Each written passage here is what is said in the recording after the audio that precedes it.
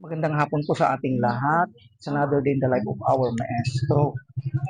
Nandito tayo ngayon para bisitahin si Lula Uban kasi 3 araw na diretso ang ulan. Kaya naisip ko naman na bisitahin si Lula kung paano na siya. Nang sa ganun ay masolve natin yung problema. Agdagos! Umali ako. Hello! Where is Lula?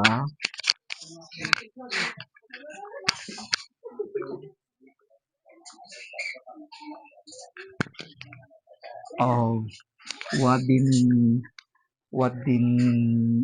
silaw ni Lola. Hello, Lola! Oh, kumusta ka? Wala ka. Oh, ulan ng ulan. Nabasa ka na dito.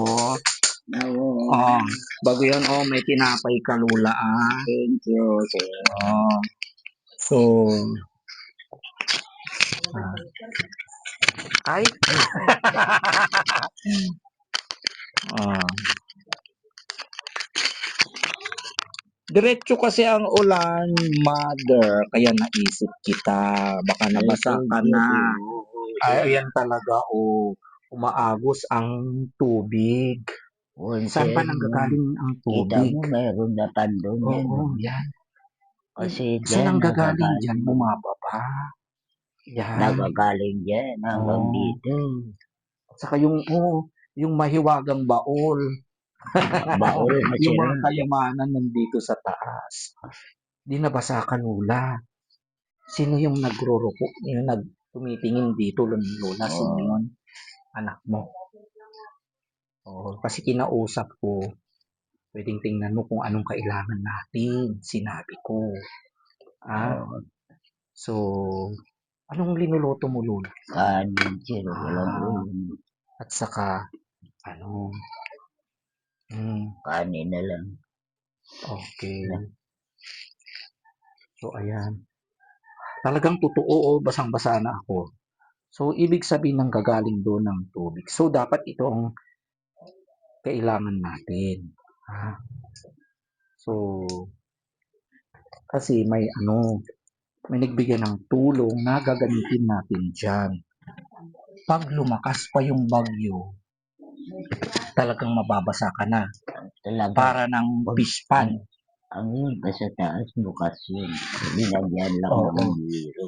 Nung tinanong ko sa anak mo, kailangan pala dito ng kasi yung pader nila, walang pader ang bahay mo. Magpalagay tayo ng pader dito. May kanal siya na maliit. Oo. So, pader, tinanong ko sa anak mong karpintero, una muna, lagyan ng pader dito. Hanggang doon muna. Nang sa ganon, hindi na aagos yung mga tubig. Okay. Mayroon tayong tulong from Mami Vic Depas. Vic, hello Mami Vic. Hello. Thank you,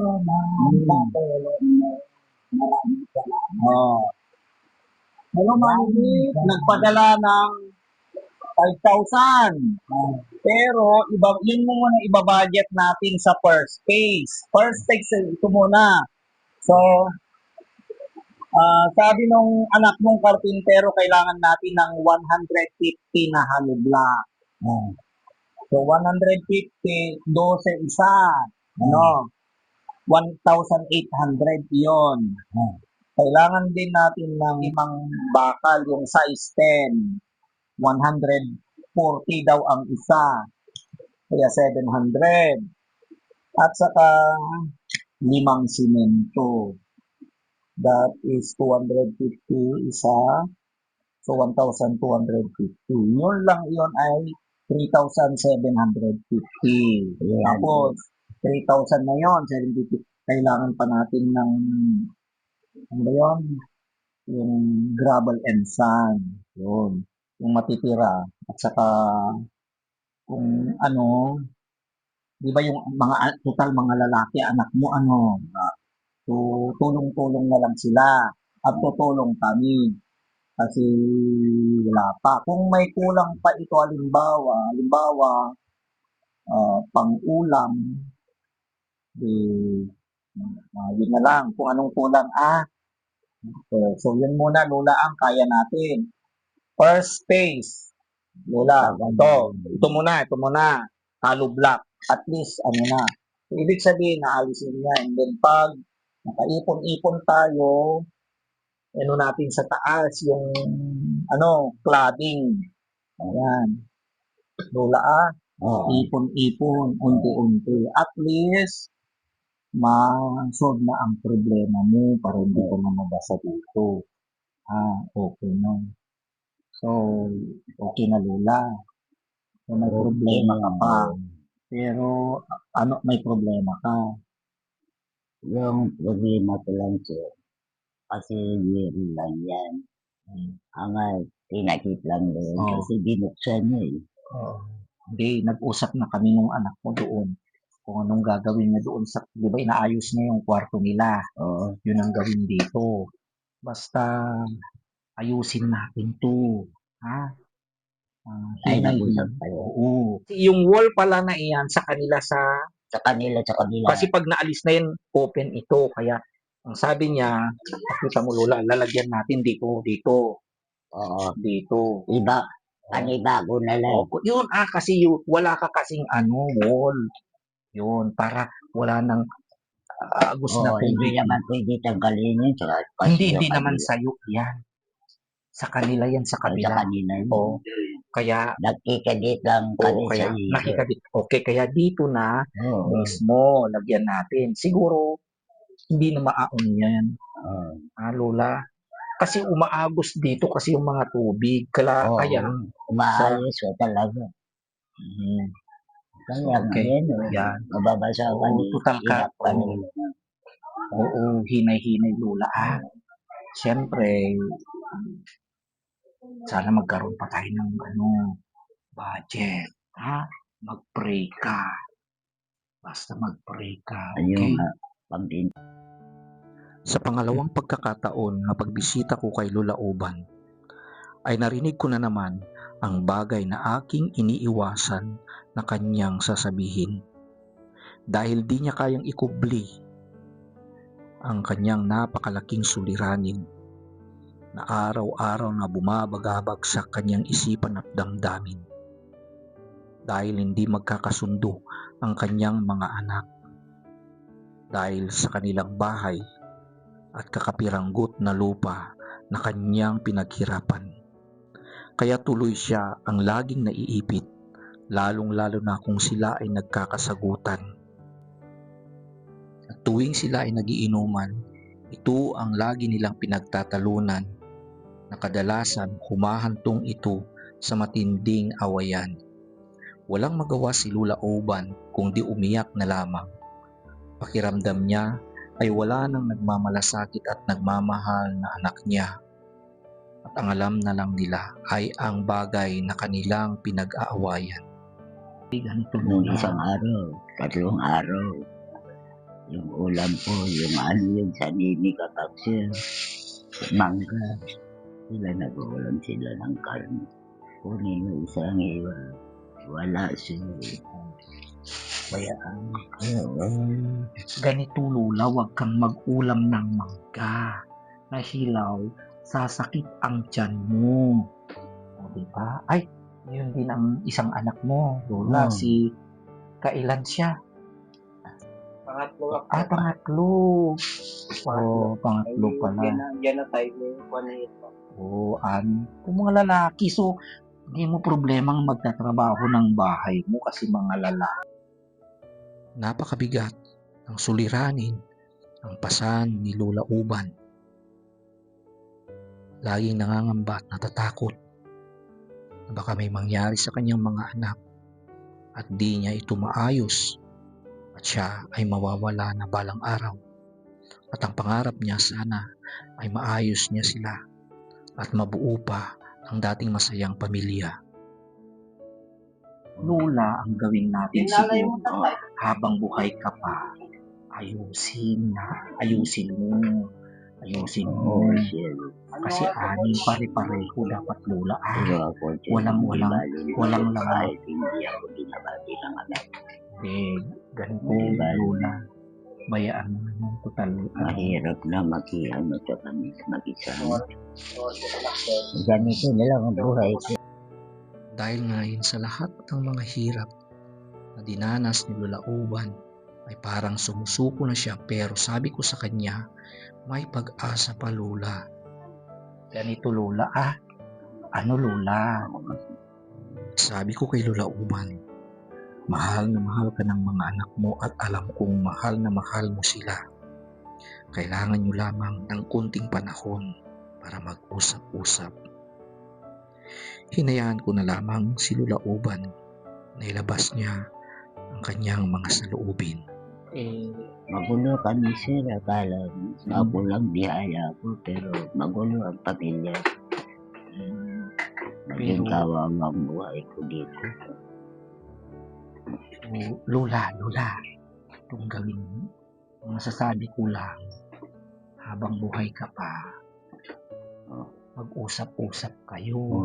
Ayusin mo para hindi sila magkagulo. Kung kailangan na mag-usap kayo sa barangay, ayusin mo lang. Para nang sa ganon, kahit wala ka na, maayos sila. Kahit na maliit lang yung lupa, kung pare-pareho sila, at least walang lamangan. Halimbawa kung may mag-giveaway, very good. Sa bagay, hindi naman sila lahat titira dito, pero sa akin lang dapat lahat sila may parte, pare-pareho. Ganon. Iyak na rin si Mama. Oo. Yung pag-usapan, lola, Ganon lola. Sa bagay, kasi yung mga anak, hahanapin nila ang mga karapatan. Ang maganda may si Bigel pa ninana ko. Nakinig na lang kami ni Lola Uban sa daing ng anak na umiiyak. Damang-dama ko gaano kasakit ito para kay Lola Uban. Lola, ganon. Siguro ang masasabi ko, pag okay silang lahat, yung walang nakainom, doon kayo mag-usap-usap. So, ang pagpunta ko dito, Lola, ay hindi yung problema. Muna, ito munang ayusin, Lola. Yun. Siguro, ibang usapan yung problemang yun, Lola. So, ayusin muna natin ito. Diba? Tapos, pag maayos na to, kung may magkakaroon tayo ng pera, susunod dyan sa taas. Saka yung mga ibang problema sa bahay ay siguro pag-usapan niyo, Lola, pag-usap-usap. Pero mas maganda, Lola, hindi sila nakainom. At saka wag sila sanang uminom na magkaharap-harap kasi baka magkaanong mga yan. Bayaan mo na, Lola. Ganun lang, Lola, muna. So, kung maka-order na tayo, Lola, ng mga kailanganin, dapat matapos na madali. Sa bagay, mabibili natin yung kailangan. Okay? Para, kasi, ihabol natin habang kasi pag parating ng mga bagyo, mas mahihirapan po, Lola. Pag nabagyo, wala na. Baka magkadugong-dugong na. Ayan, tinapay mo. Bili mo ng tinapay, sana binili mo na lang ulam. Ay, ulam na. Ba't wala ka na namang ulam? Anong ulam na gusto mo? Kahit na hindi ako nagtuturo. Ubus na ang dilata mo. Hindi. Pag pumunta ako, bilang kita ng ulam. Hindi kasi, anong gusto mong ulam? Kahit ano. Fried chicken? Kahit ano. Hindi ako magpipili, basta makain lang. isda, huwag kang mag-ulam ng mangga na hilaw. Sasakit ang tiyan mo. Parati yan ang ulam ko. Ay, di Tinatatad ko sa kulagyan ng asin. Hindi ko naman linalagyan ng bugoong kasi Mangga na mabait. naman. Bugoong Parating asin mangga. ang binigyan. Binigyan kita ng mga dilata at noodle. Yung mga Lula, binibigay ko, kainin mo. Magpalakas ka. Ha? Ano ko, sir, kung hindi ako makaulam ng may sabaw, para akong nangihina. Yung mga ibinigay ko, alam ko naman kasi na matagal yun kasi para sa iyo. Kung Kung makaano ako ng may sabaw, parang lakas-lakas. Sige, pagbalik ko, bibigyan kita ng pangsinigang. Ha? Mahirap naman tayong magbigay ng pera na ano na lang basta-basta kasi dahil nung sinabi ni Kuya, yun na lang, ha? So, kailangan mo ng grocery. Pero pag may binigay ako, kainin mo. Alam mo sila Wag sa ko, kanila kasi. magulang ako ngayon. Bukas ng hapon, gano'n na naman. Madali ako masawa. Magsawa? Madali. Baka gusto mo nang mag-asawa. Sige, wag kang magsawa. Okay. Siyempre kung ano ang meron, Lola. Yun. Siyempre, hindi naman ako lagi nandito. So, anong gusto mong ulam ngayon? Wala namang mabili dito. Wala namang mabili dito. Paano yan? Wala. So, ganito na lang. Anong ulam mo dyan? Wala. Kung bibili ka doon, sa kalsada doon sa kabila. Malayo. Ayaw nila ko pupuntahin doon kasi mahina ang paningin ko, baka hindi ko makita yung at saka malayo. Ano na lang? Kaya hindi na ako pumupunta doon. Kahit wala na kaming ulam, ang kiyakain ko na lang mangga. Huwag palaging mangga. Kung minsan nagpupunta ako doon, ganito na lang. Nangungutang ako ng itlog. O ganito na lang. Bibigyan kita, pambili mo ng ulam ito. Ayan. Ayan. Makakabili ng ulam. Thank you. Ibili mo yan. Ibili ko na lang bukas kasi dito. Hindi ko makita ang daanan. Huwag ka nang pumunta, pabili mo na lang sa mga anak mo, mga bata dyan, mga apo. Para pag pumunta ako, bigyan na lang kita ng pansabaw. Thank you. Kunti lang munang ibibigay natin na pera. Mahirap na ibigay yung malaking pera kay Lola. Ay, kaano nila umpisahan, sir? Babawain. Hindi ko alam. Yung mga anak mo naman magtatrabaho. Kung pwede lang sana bukas na rin. Ay, bukas pwede na. Pwede na.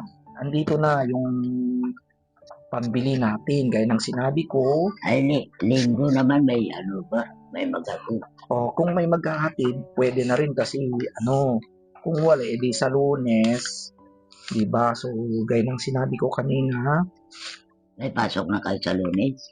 Kahit na may pasok ako, Lola, kung mag-start na sila, pupunta pa rin ako dito. Basta, niya, okay? So, gaya ng sinabi ko, ang mga yun, galing kay Mami, sabihin natin sa pangalan na Ma'am Vic. Ma'am Vic Depas. Okay. Thank you, ma'am. Maraming salamat sa tulong mo, ma'am. Yan. Nung panood na yung video mo, naawa si Mami Vic. Sabi niya, paayos natin. Saka kung pwede rin, yung higaan niya ay maganda.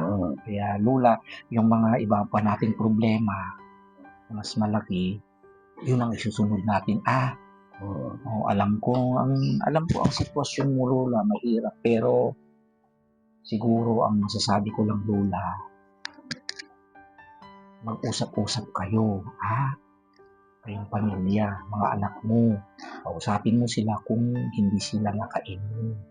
At kung hindi mo kaya, punta na lang, patulong kayo sa barangay.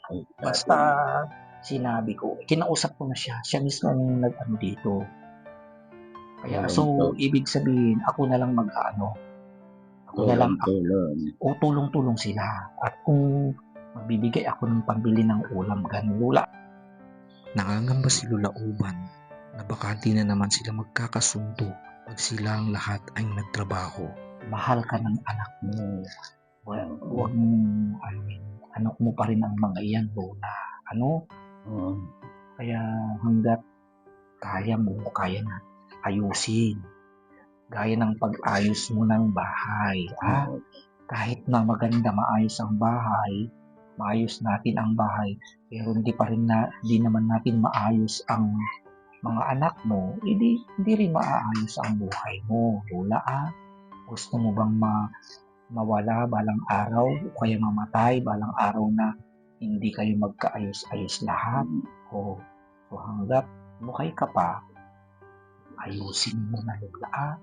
Huwag ka nang, yung kausapin mo silang patas, yung wala kang paborito. Sa bagay, ito lang naman gagawin nila, baka hindi pa nila maabot isang araw.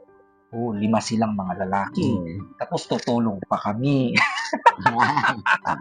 Lula. Ayan. Sige. Ayan. So, I hope po mga kababayan ay alam ko may pinagdadaanan din si Lola. Hindi lang pag-ayos niya sa bahay pala ang kailangan. Pero wala akong may papakain. Hindi mo ako papakainin, Lola. Akong magpapakain sa'yo. Ay, gano'n. Basta, bili mo ng ulam yan.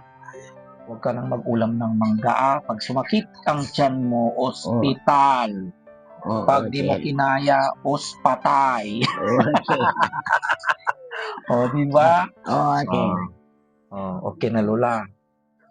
Lola, yan, babalik ako. So, o-orderin na rin natin yan. Okay, so, yan po ang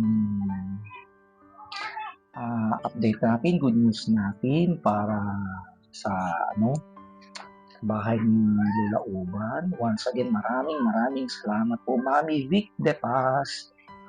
Maraming salamat po. So, ang mangyayari po ay for space muna, yung binigay niyo pong tulong kung ano ang hangganan nun. At kung ano rin ang kaya ng ating maestro, may tulong, ayun po ang tutugunan natin. Lola, okay, I love you today, tomorrow, and forever. Bayan, Lola. Bili ka ng ulam. Huwag kang mag-ulam ng mangga. Okay? Alis na kami. Thank you, sir. Yung ika-5 anak niya, yung mag-order na tayo agad ng hollow block. So, magbibigay na ako ng 2,000. Ujo, saka, Iyan, hindi. 1,008 yung ano na lang. Kung anong mabili. Pag ulam. Pansida yun. Para ako nang mag-order sa, bakal at simento. Kamakan ko mabigat ito, sir. Baka dahil lang kami simento. Oo, sige. Iyan, pag dumagasak, tatapa yun. Kahit deliver, pa-deliver ko pa yun. Agad-agad akong umalis upang bumili na ng mga materyales na kakailanganin para sa pagsasaayos ng bahay ni Lola Uban. At sa pagkakataong ito, ang mga magkakapatid mismo ang siyang magtatrabaho upang ayusin ito. Panalangin ko, sana ito na ang maging hudyat ng pagkakaunawaan ng mga magkakapatid at mabuo muli ang pinapangarap ni Lola Uban na kapayapaan at ang masayang pamilya.